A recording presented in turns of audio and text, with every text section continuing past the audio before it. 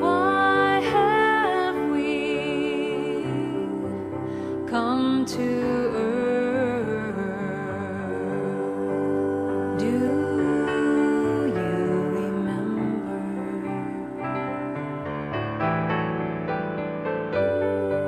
Why have we taken birth? Do you remember? That we do every year. We sign up in the springtime. There's a wonderful team of people who signs people up, and people can host dinners, or like yesterday, the walk and the picnic, which I also participated in. We all have sore feet up in the front row there, and things like that. It's a wonderful way to be supported in the community and to support the community. I've been to 2 knock events already so far, and I've hosted 2 knock events already so far. And it's a really fun thing to do. So watch for that. If you're newer here, watch for that in the springtime and take part in it.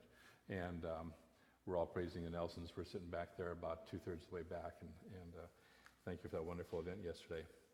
My talk title today is supposed to be Completion, and it was supposed to follow the talent show that was last night. You all came to the talent show last night, right? And unfortunately, nobody signed up, or not enough people signed up for doing any expression in the talent show, so we decided to let it go. And I had a request this week, since last week I did something different, to go for the talk title that I had last week, which was, Am I Good Enough? And so that's what we're going to take a look at today. And you know, the universe has a little way of emphasizing certain things. You know, once you've made a decision and you kind of wonder if it's the right decision, sometimes you get a little gentle nudge, or sometimes it looks like this, a little gentle nudge from the universe saying, yeah, that was the right decision. And so this week, we got a box in the office, a very large box for the bookstore, and Sylvia comes over and says, you know, David, could you carry this into the bookstore? I'm just a girl, you know, and so I gave her a bad time about that last part of it, but I eventually went into my office and pulled up the Rolling Stones' I'll Never Be Your Beast of Burden, and played it loud, you know, for her. However, I forgot that the chorus to that was, am I good enough? Am I rich enough? Am I, you know, whatever enough? And I'm sitting there going, oh, you know, here's the same theme going. Mick Jagger is back here worrying about, is he good enough for this girl, you know, in this song. And so it's a core challenge, it's a core question that we all ask. Have you noticed? Am I good enough? Anybody here not ever asked that question to themselves? Raise your hand. Mine's not up. Okay, Bob has. All right, never. Good for you. But it is one of our deepest questions. And I wanted to take a look at this question and kind of work with it. The first thing to understand is, whenever we move into a new territory, whenever we start doing something that we've never done before, that we don't have down completely pat, it's perfectly natural to ask the question, am I good enough? Because we need to evaluate, am I actually good enough to do that? See, if this morning Pete Carroll had called me up, he's the coach of the Seattle Seahawks, and said, David, Russell Wilson's not feeling good today. Would you step in for Russell Wilson and play quarterback for the Seahawks in their game today? I would ask myself the question, am I good enough? I would probably come up with a resounding, Pete, you've been smoking that legalized weed up there way too long up there in Washington, because no, I'm not good enough to do that. Okay? So it's healthy to ask the question, am I good enough? Because it keeps you from going way off the deep edge, right? Years ago, I was asked, I used to be involved in putting on a bike ride in Seattle called the STP, or the Seattle to Portland Bike Ride, which was about 10,000 riders who would do a combination 1-day or 2-day ride from between Seattle and Portland, about 200 miles. And the first time I volunteered for that, I showed up at a meeting in kind of September, and I stuck my hand up and said I'd like to volunteer to help out. And I figured I'd do something like stuffing envelopes, or you know, some just kind of normal thing. And the person who was directing it says, would you like to be in charge of registration? I said, wait, in charge of? They said, yeah, would you like to be the director of registration? And I said, and he said, we'll get you lots of support, you'll have an assistant. You know, and so I had to ask myself the question, do I feel good enough to do that? And it's like, okay, I think I can handle that. Now, am I good enough does not mean, yeah, I already know how to do that. It means that I have enough of a base that I can survive while I learn what I need to know in order to do that, in order to grow. Get the distinction? It doesn't, see, if you already knew how to do it, it wouldn't be a question. You would just say, yeah, I've done that many times before. When I was asked to take on this, and by the way, I did just fine with it and eventually became the director for the whole event. All of which, every step of the way up to that was kind of a, am I good enough to do that? Including, am I good enough to direct the event? And it came off fine. When I was asked to take on this center, being the minister for this center, I was in a small church that had about 30, 35 people on a Sunday, and in my mind, for some reason at that time, I had it that Reading was about a 350 person church on a Sunday. And so I'm like going, okay, am I ready to step into a church that's 10 times what it was? And Reverend Andrea, who was the former minister, was the person who said, why don't you think about Reading? Why don't you, apply for Reading? And I looked at her and said, do you think I'm ready for that step? Am I good enough? And so she said, you've got this experience, this experience, this experience, and tied it into where I could see the picture. Yes, I am good enough. Does it mean that I know how to do everything? No, I'm still learning, right? We all know I'm still learning. And so, yes. And so that's what we want to do is, it's a reality check that prevents us from stepping into something that's too big for us to handle. And when it's done from a neutral position, it's very helpful. It's okay to ask yourself, am I good enough from that neutral position, from that I'm just checking in. So that you don't step into it and suddenly find yourself at 64 years of age on a football field, with 350-pound linemen trying to kill you. You don't want to go there. Now, by the way, that doesn't mean that I couldn't learn at some point in time how to be a good quarterback. I'm not sure the physiology would take and survive long enough for that learning curve to actually come into play, but I could learn it. Good enough doesn't mean we know it all. It means we have enough of a base to survive while we learn something new. Where we run into problems with this is what the original reading said. We run into problems when we constantly believe that we're not good enough. And that's a fact. That's something that plagues most of us. At some point, there's a deep part of us that says, I really don't feel good enough. And what that leaves us is we're scared to take on anything new, and we want to stay safe in our cocoon. We want to stay safe in that belief system that the Book of Law told us, this is who I am, this is my boundaries, this is my borders, don't cross those. Don't rock the boat, don't do anything different because I'm not good enough. The other thing we do if we do try and rock the boat is we'll try and fail as a self-fulfilling prophecy. I told you I couldn't do it. I told you I wasn't good enough to do this. When I was in college, I don't know how to swim. Still don't know how to swim. But my college roommate and a couple other guys decided they were going to teach me how to swim by throwing me into Klamath Lake. And so this big Samoan kid picks me up, throws me over his shoulder, walks me down to the lake, and throws me in. My roommate said that all the way from the moment he picked me up, I was screaming, I'm drowning, I'm drowning, I'm drowning. I actually have no memory of it. It's like the minute he picked me up, I blacked out. I have no memory of it whatsoever. But he said I was screaming, I'm drowning, I'm drowning. I'm still on dry land, I'm still over this guy's shoulder, and I'm already in my mind drowning. And apparently he said what I did was I got both my feet together, both my hands together, went like this, and sank straight to the bottom. They had to come down and get me. And so, it was my self-fulfilling prophecy. I don't know how to swim. I'm terrified of water. I can't swim. And so let me prove it. And there I was down at the bottom. And fortunately, the kid had to dive down and pick me up, and they didn't do that again. So we have this self-fulfilling prophecy that if we try something and we believe we can't, we will prove ourselves right. Because the mind likes to be right. It's important for us to maintain that book of law. So we learn the belief that we're not good enough in one of two ways. Number one is either some sort of a repeated message that we've gotten, or number two is a traumatic emotional experience. Usually when we're fairly young. Not always, but usually when we're fairly young. We learn, there's two ways we learn. This is actually very powerful to know. We learn through repetition and we learn through emotional involvement. If you want to change a pattern, if you want to change a behavior, one of the things you either do is affirmations repeatedly, or you get emotionally involved to where you have to change. To where you have to change, and there's no choice left, and you do it, and you suddenly realize, oh my God, I can actually do this. So we learn through repetition or emotional involvement, and that's how we learned initially that we're not good enough. So sometimes we have some sort of an experience where we've failed miserably. You know, somebody tries a relationship, tries a marriage, whatever like that, gets really burned in it and never tries relationship again. You've known people like that, right? You know, my little sister's like that. She had a really bad 6-month marriage. The guy basically married her for a credit, bought himself a new pickup truck, and ran with the pickup truck, leaving her with the payments. It was the only time she was married in her whole life, and you know, to this day, she's never done it again. So we sometimes have an emotional experience that we'll never try that again. We also have a self-image about how good we are, and it's different in different areas of our lives. Some of us have a really expanded idea of how good we are, say, in business. Okay?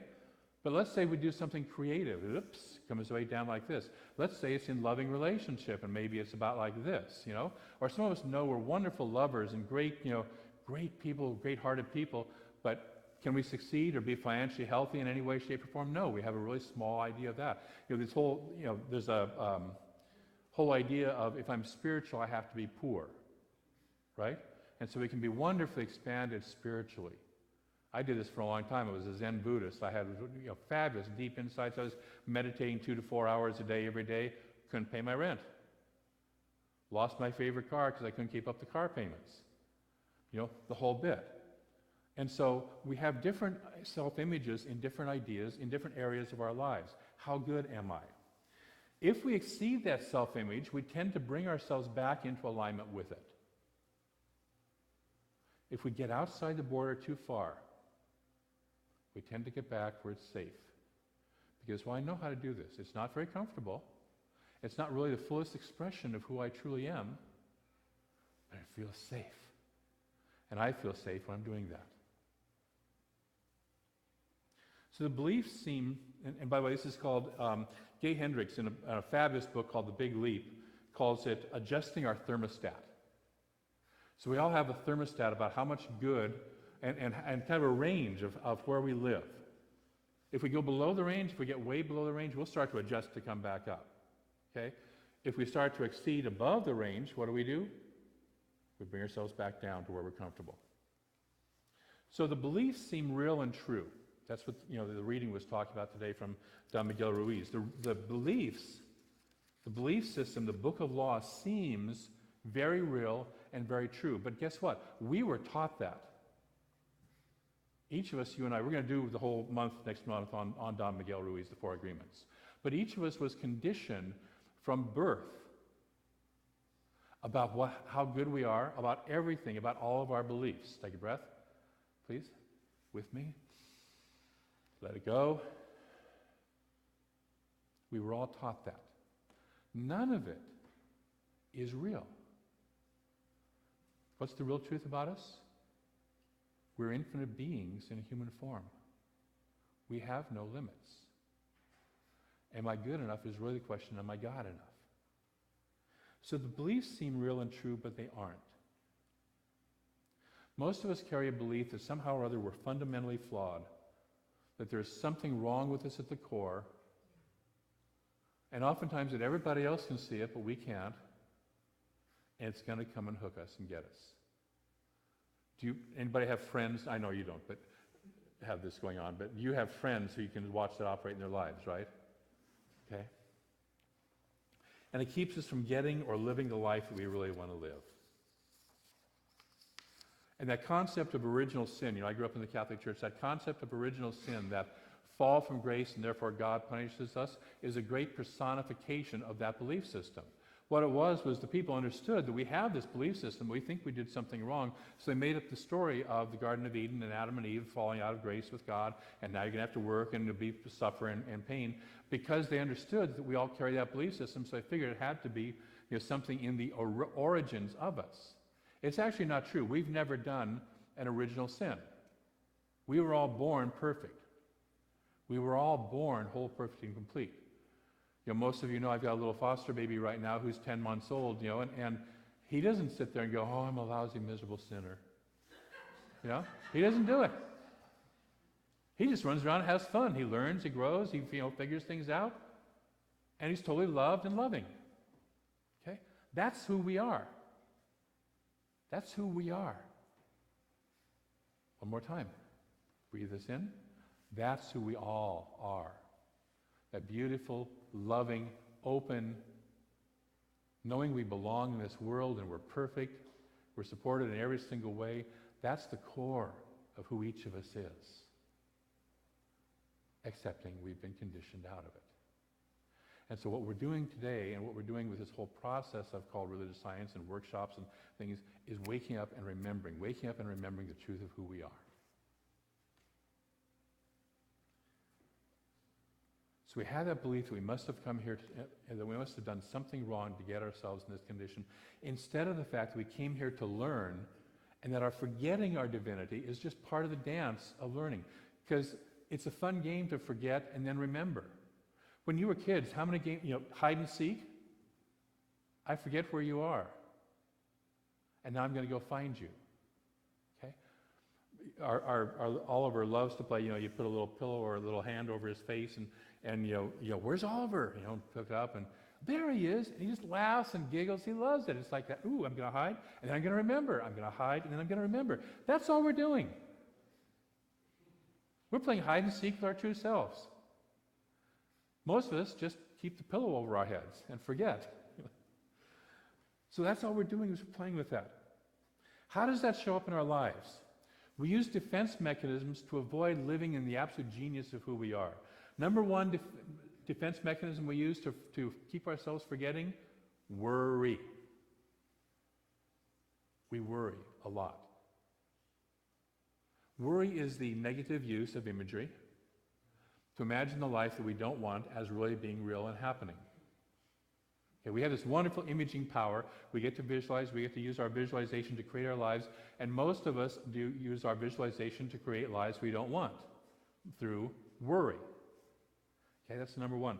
Number two, we get involved in a lot of blame, criticism, and gossip. Point that finger out there. I don't want to look at me. Nope, them out there.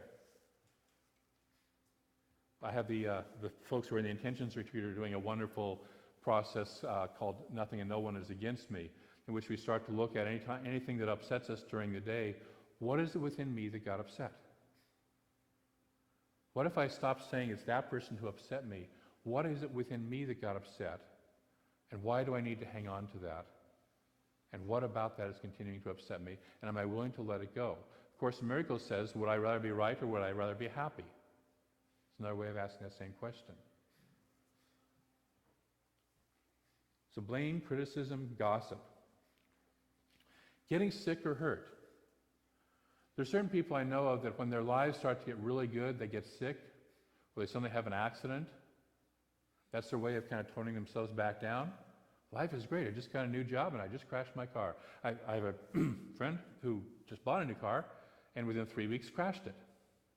In fact, I have two different friends I can think of that did the same thing. Okay? And so it's one of the ways that some of us use to pull ourselves back down. Another one is squabbling. You ever find yourself having a nice evening with your sweetheart, and all of a sudden you find yourself in the middle of an argument over nothing? Or maybe you know somebody like that. I know you know somebody like that because you can look at me and say, yeah, David, I know you've done that. So I've done that. Okay? Squabbling. Getting into little squabbles. These are not real fights. These are just squabbles, okay? This is worrying about, minor details. Majoring in minors, as a friend of mine used to call it. Hiding significant feelings. I'm not really going to tell myself what I'm feeling. I'm not really going to be in touch with it. Not keeping agreements. Suddenly I'm out of alignment with who I really believe that I am. Suddenly I'm stealing money, or I'm not showing up for work on time, or I'm starting to mess around on the side of my relationship, or all these little things. As soon as I get success, I start to bring it back down. I start to take a chunk out of it, okay, by not keeping agreements. And then finally, not speaking significant truths to relevant people. If I have a concern, if I have an issue, or if there's something that I know, and I know that there's somebody who needs to know that, I don't bother to tell them. And then I pretend that, oh, wow, how did that happen? Okay? By my not communicating. So those are some of the ways that we enact our thermostat control. Let's take a breath. That was all about a bunch of downer stuff, right? Let's shake that out a little bit. To move out of this, we start to remember the truth. We start to remember that I am God in form. Let's all say it together. I am God in form. I am God in form. And we start to awake from the trance of self-delusion which keeps us playing small. I talked, I think it was a couple weeks ago, about Tony Robbins was asked, how do you put people into a trance? And he says, that's easy. He says, it's getting them out of the trance of their lives. It's the hard part. We're all in that trance of believing our book of law. We're all in the trance of believing what we think out there is real. The Buddha was the one who said, I'm awake. I'm just awake. I'm not special. I'm just awake. I've woken up out of my trance. I'm a part of the universe that is expressing its highest good. I like to say, we use the phrase oftentimes that the universe is in a conspiracy for our good. The universe is not in a conspiracy for your and my good. The universe is in a conspiracy for its own good.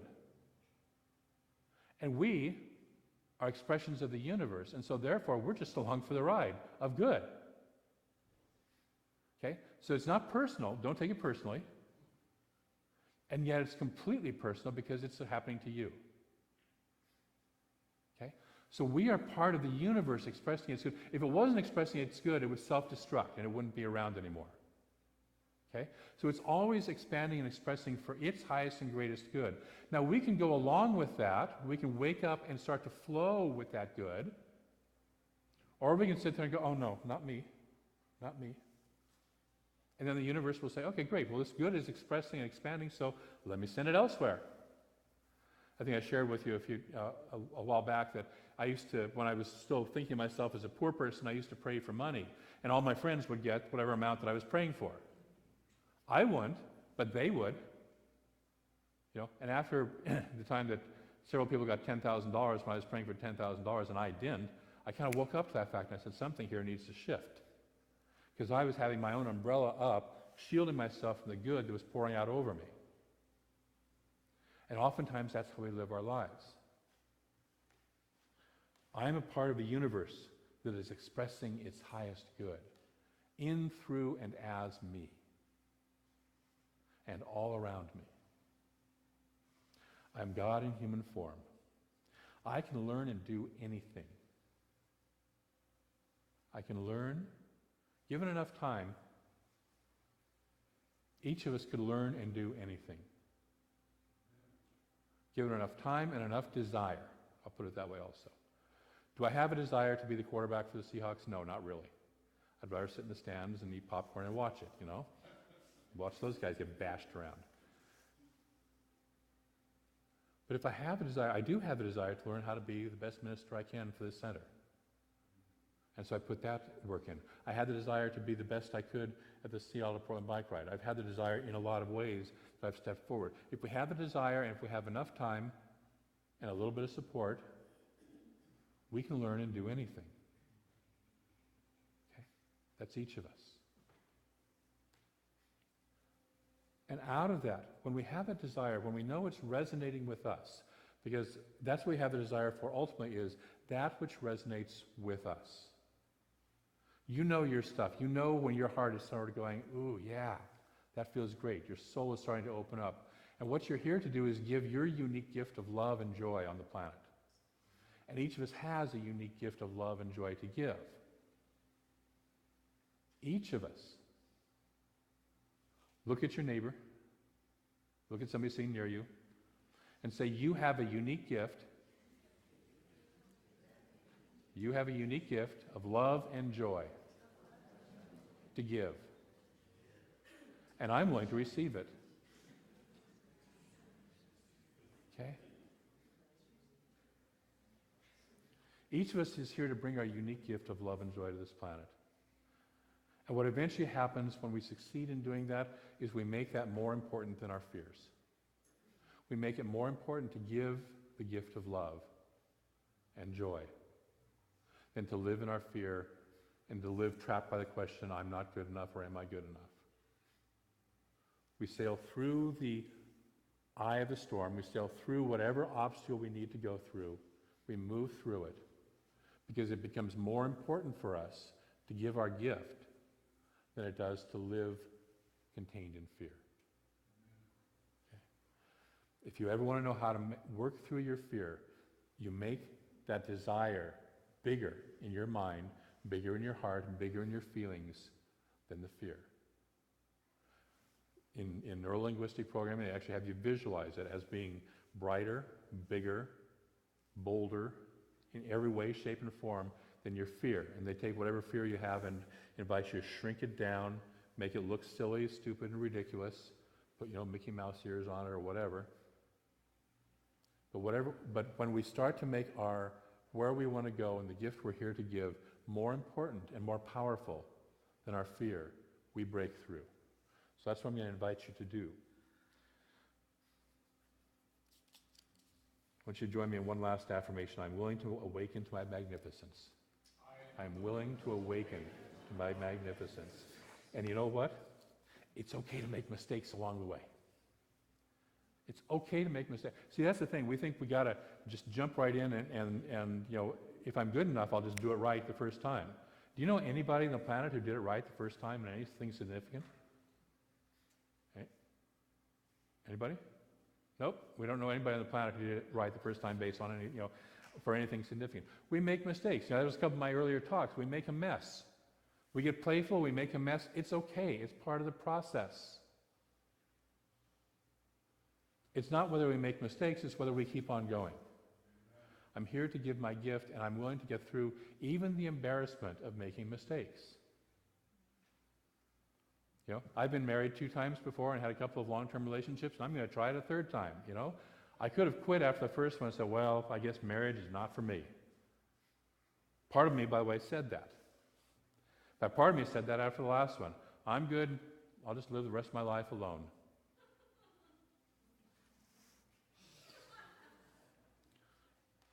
One day Spirit kind of came knocking internally, and I said, okay, God, I'm willing. And a week later, somebody walked into my office named Cynthia. We know how that went.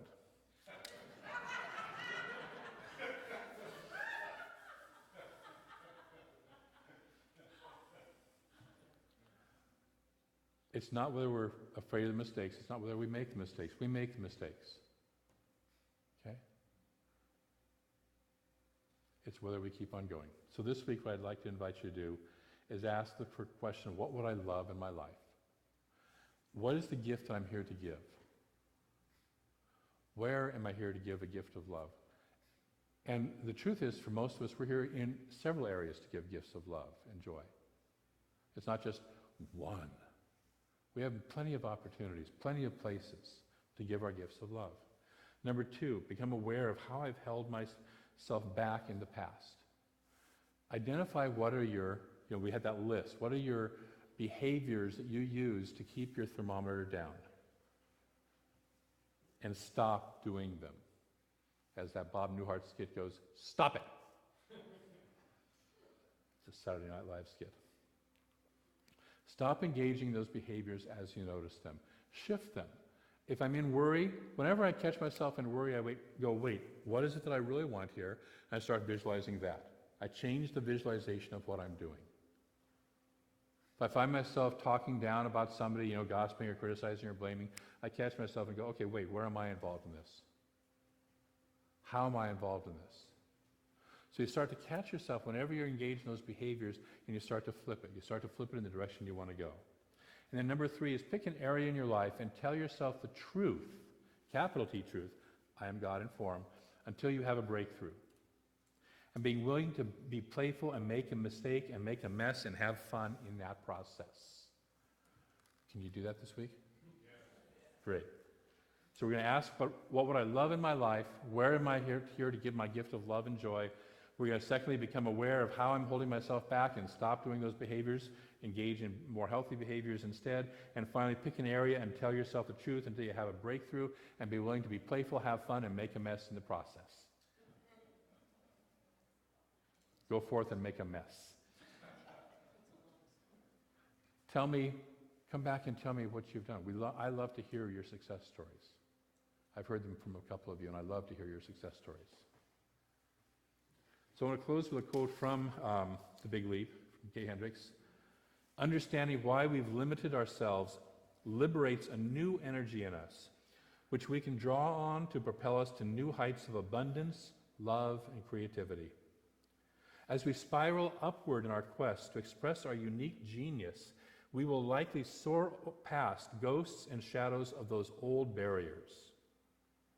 For this reason, it's best to think of our quest as a continuing journey of transcending our limits. In other words, there's no day that you suddenly arrive and say, okay, I'm done. It's a continuing quest where we keep on going. The payoff for the work is the gift of enduring value. We get to live in the full rainbow of our potential in our zone of genius. In that exalted space, we enjoy the love, abundance, and success we create, and our very presence inspires people wherever we go in the world. I invite you into that life.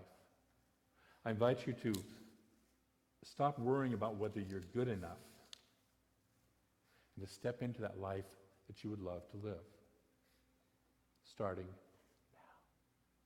now. Don't wait. Don't put it off. Now. Okay? We good? Am I good enough? I am good enough.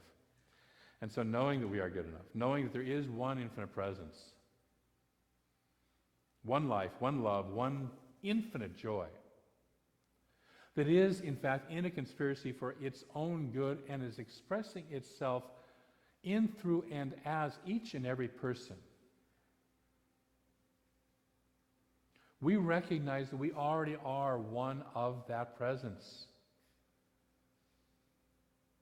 And so the question doesn't become, am I good enough? The question becomes, am I just expressing the God that I already am enough?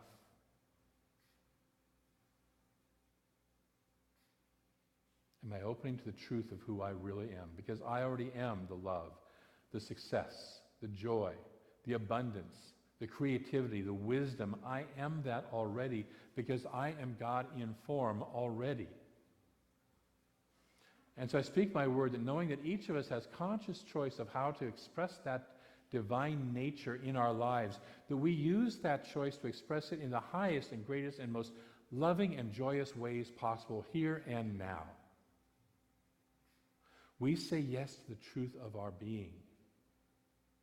We say yes to that flow of spirit that is our true nature, that is the reality that is far beyond belief systems in the book of law that we were taught. We are expanded and greater, so much greater than any barrier, any boundary that we ever thought was placed on us or ever accepted being placed on us. We are way, way bigger than that, way outside of that. And so we allow ourselves to play outside of those past barriers. We allow ourselves to recognize that we are safe, that God is there too. God is as much there as anywhere else. And so it is in this consciousness, in this playfulness, in this exploration, that we experience our truest and divine nature, our truest self, and our most divine nature. And for this I'm grateful. This beautiful dance that we get to do, this game we get to play called life. Being awake and aware as God, forgetting who we are, and then waking up again, and having the joy of remembering, I am ever so grateful. For each person who is in this dance of awakening, in this dance of greater joy and love, I am ever so grateful. For all the good that comes out of this, I am ever so grateful. And so in that sense of gratitude, in that spirit of gratitude, I release this word into a law that moves it into form, moves it into expression in our lives in the most beautiful, perfect, and wonderful ways right here, right now. And so it does. And together we say, and so it is. Thank you so much.